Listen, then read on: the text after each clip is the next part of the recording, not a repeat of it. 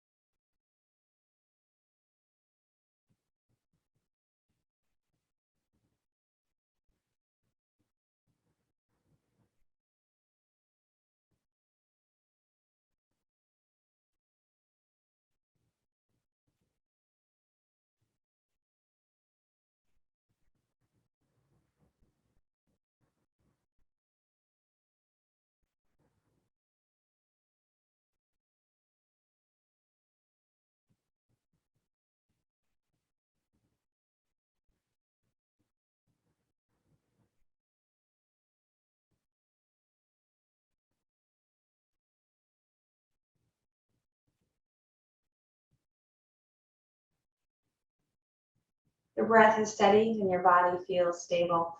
Join me for a short round, about a minute, of Kapalabhati, bringing a little fiery heat into the belly. Since my practice is limited by non-weight bearing in my foot, I'm looking for a little bit of effort, a little bit of heat to counter the non-action warranted, required by way of this recovery. Right? So Kapalabhati, forced exhale. Passive inhale, start slow and steady, maintain the steady, and you can increase the pace.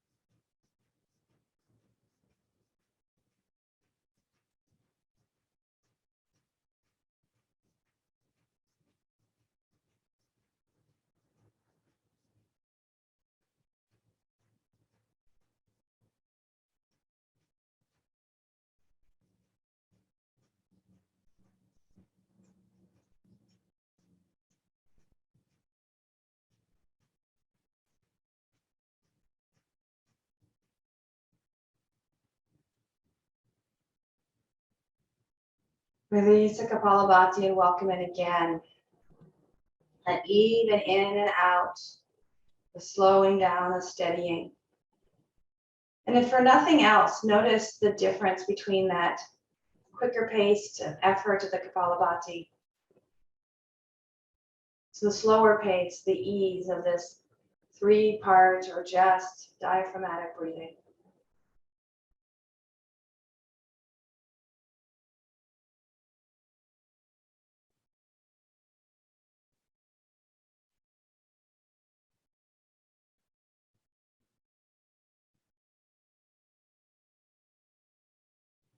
We warmed up the belly. Let's begin our Dasha Shalana, or our joint lubrication through the spine. So I'm coming to the edge of my chair so that I've got room to tilt the pelvis, right? So rocking back, rocking forth. Now you might not have as much tilt as I do, much sway, much sass in my low back as you do. That's okay. Move where you can. We're just rolling across the bottom of the pelvic bones, the ischial tuberosity. And it's a bit of a squared off kind of flat edge.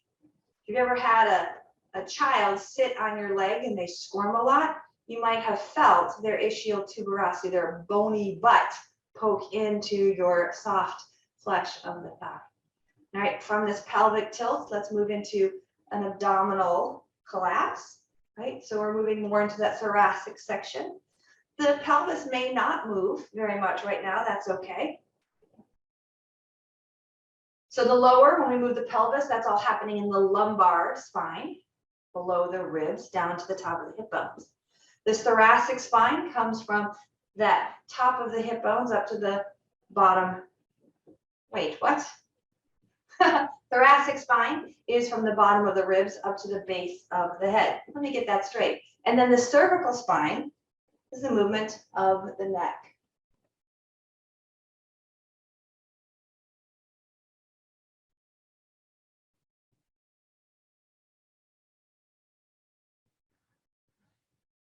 Put all 3 areas together, rounding to cat, and pulling through and opening up to cow. Take your time. Breathe with this movement. Can you feel your shoulder blades shift? Maybe you can hear part of the body, whether it's at the shoulders or at the pelvis, maybe a snapping or a reorientation of the tissues around the joints, the bones. As long as there's no pain, that's okay. Your body can make noises, right?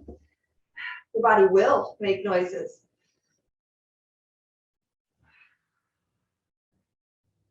And let's move right into our second of 3 directions for the spine. Technically it's 6, but 3 pairs. So we've got extension and flexion. And then we're going to move into spiral. So crossing over that midline of the body, twist to one direction. Keeping the spine as vertical as you can will make it more safe. And especially when we are doing our first movements of the day, that neutral alignment for safety's sake is an excellent way to warm up with the least amount of risk of injury. Right? When we start to complicate and layer on more than one angle of movement and weight bearing, the risk increases as well. So does our autonomy. Yeah. Notice if the head wants to swivel to the back shoulder.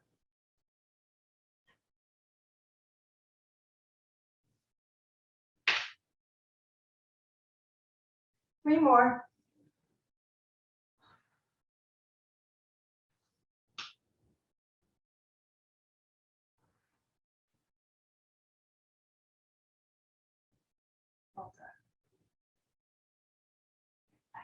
So moving into the lateral, I'm going to show you a couple of ways to do this. One is to hold the chair and lean towards that side, holding on for that additional support. Another option is to swivel towards the back of the chair and use the back of the chair as your extra support. The risk here is that my bum might be wider than the seat of my chair.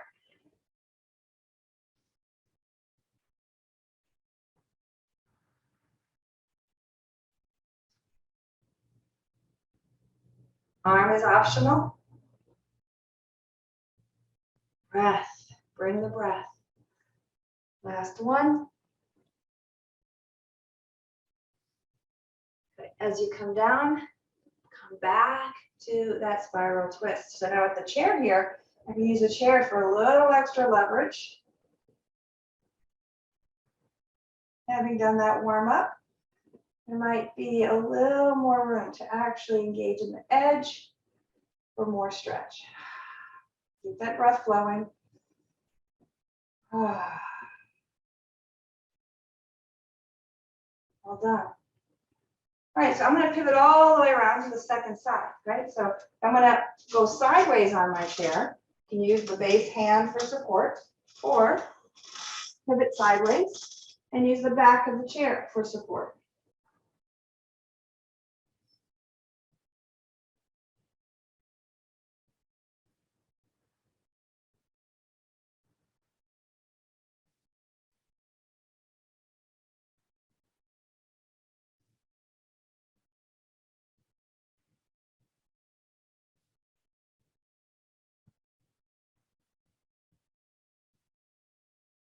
Last one.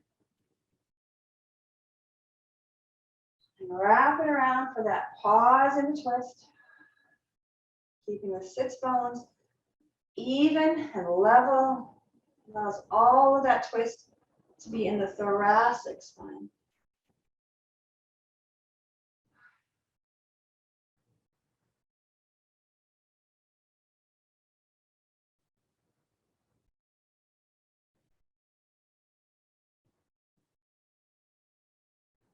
As you release, I'm going to grab my gorgeous ball, but a pillow will work as well. Come back to face forward on my chair. The ball is going to go right there at my midsection between the waist and the bottom ribs on the back of my chair. Use that for a little extra invitation to open the front body as I arc back and rise back to neutral. Back and neutral. I like the exhale to help control that core, stabilization and strength. But you could inhale back and exhale up if that feels more accessible for you. So again, although I am in a chair today, I'm sneaking in some strength into that core activation without having to risk falling because of my non-weight bearing left foot. How about two more of these?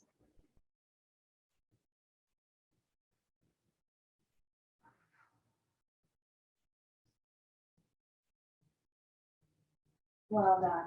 Good. Go ahead and set the ball aside. We're going to use it again here in a moment. So whether it's a ball, a pillow, or your block, keep it handy. Hold on and widen the feet as we move down to the lower body. Let the knees rock.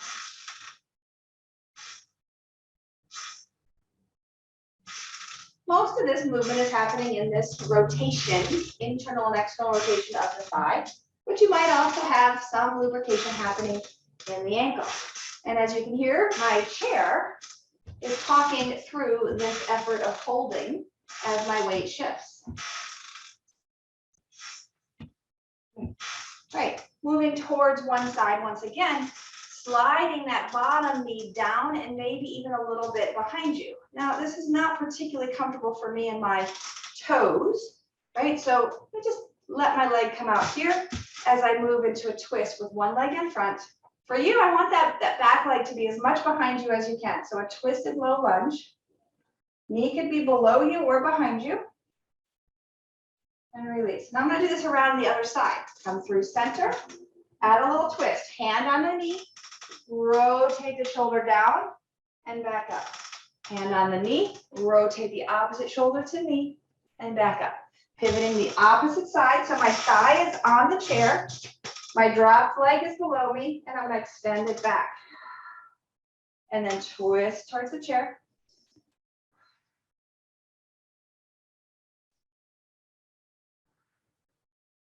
Good. And back to center. All right. Flex and point. Rolling up and down the length of my foot.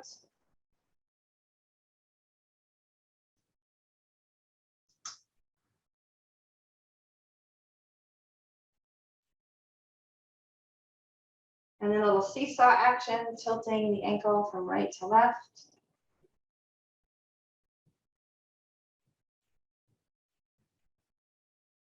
And then the circling. Now I'm only doing one because I really don't have this kind of mobility right now in my cast and my wrapped ankle. But you can do one at a time. You can do them both at the same time. You can even come to a bit more of a figure 4 shape if that weight is too much to hold.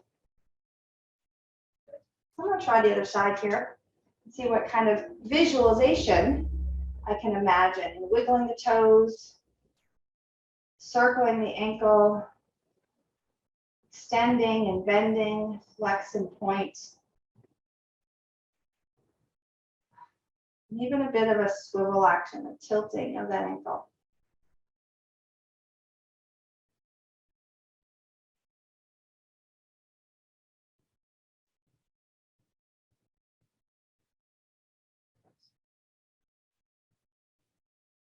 All right, with that ankle crisscrossed, so join me here when you're ready. Lift up nice and tall and hinge forward. Stretching into that outer hip of the top leg.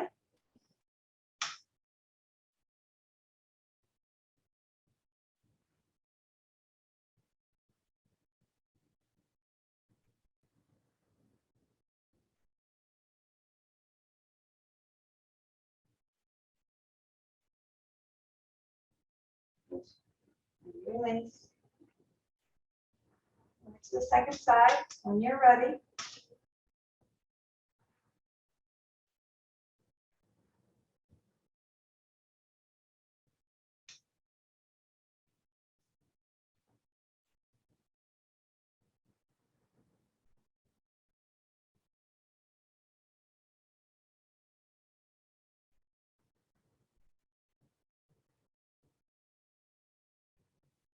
Rise up. And bring that ball back in to the space between the knees. Right? And then pivot around. Not so gracefully.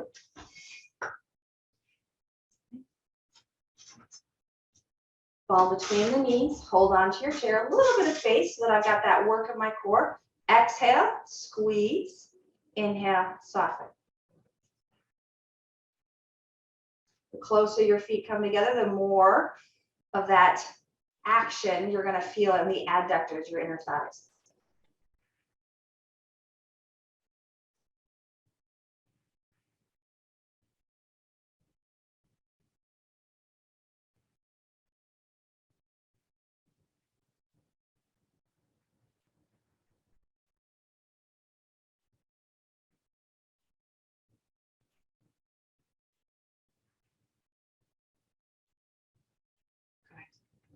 Little variation. Go ahead and scoot yourself back into your chair. That's going to give you some leaning power.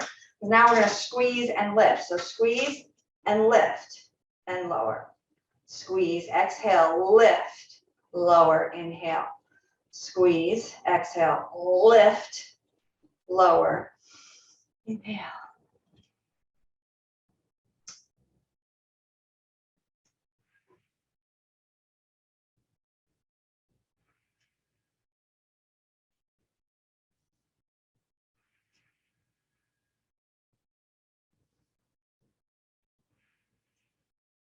I've lost count.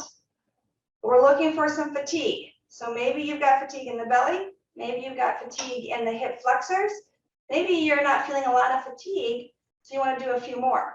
Do for you what you need without pushing to too much. All right? And then we'll set that aside. I'm going to use this ball as a support from behind as I come into my shoulders. Rounding out this Dashasana for the upper body.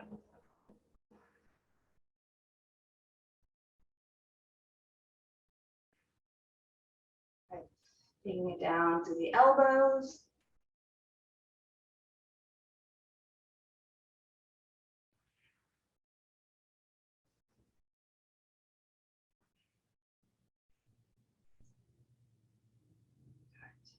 Evening it out. And then crisscross one hand above the other. Turn the thumbs down and interlace the fingers. This might be enough. You might have room to swivel and bring the elbows up as the hands fall through. Just notice. And if that doesn't work, you come back and just swivel the forearms, right?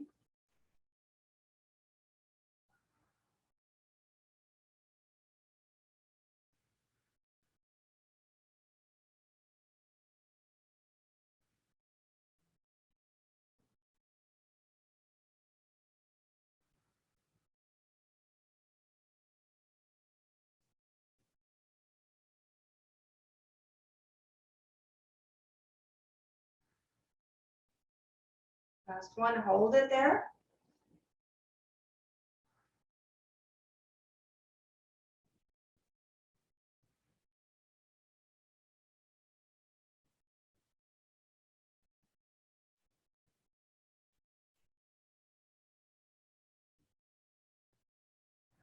These.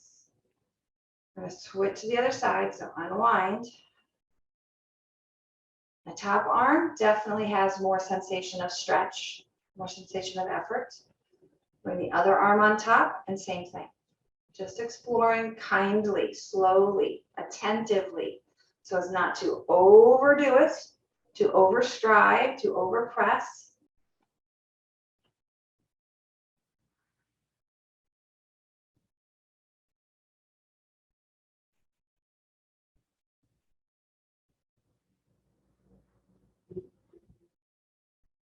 All right, when that feels ready, you're going to pause.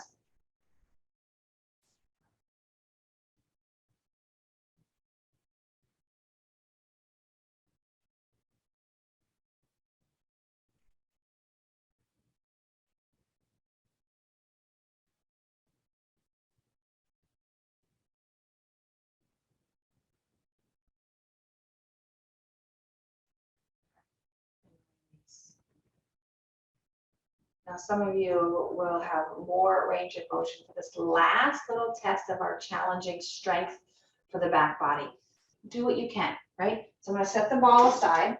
I'm going to widen my feet so that I have room to bow forward. Block if I need that to bring the floor closer to me. And then on an exhale, I'm going to scroll up using that back body, using my hands for additional support as the heaviness of my body challenges the strength of my back. I'm just going to do this 3 or 4, maybe 5 times.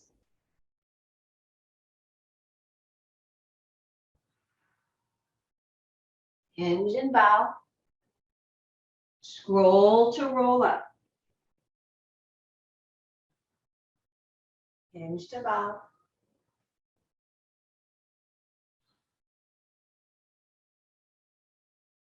One more.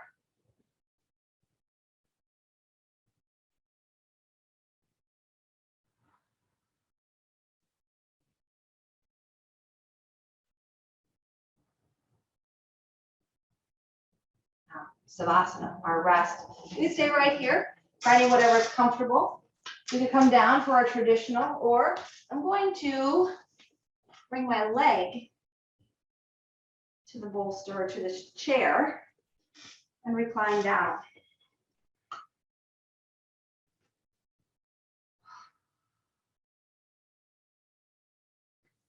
I like coming down to the floor after an upright practice so I can release the effort of my spine, relax the muscles that have been holding me upright. And change my relationship with gravity.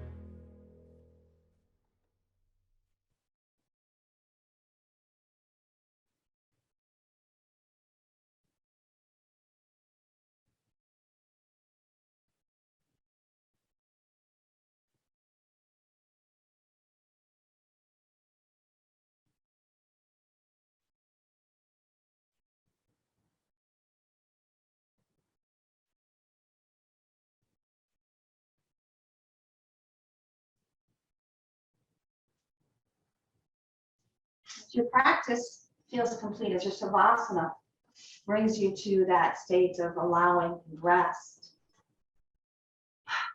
Notice your relationship with being, just being. Having honored the movement practice, the medicine for the body, the breath practice, the medicine for our spirit, our oneness with Prana herself. How do you feel about re-engaging in your day? Perhaps you can bring in this compassion of mindfulness to take even steady steps throughout your day. Or maybe you're feeling enlivened and energized by the challenge and the heat that we've built here. You can apply that to the next task that perhaps requires just a little more fire, a little more heat. But choose wisely. This is the practice, the tapas. We do the breathing, the moving, the resting, and we bring that wisdom into our next right step to choose wisely so that we can live intimately with prana enough to do it again tomorrow. May you breathe deeply and move freely, labor lovingly, and live vibrantly. May you be well. Namaste.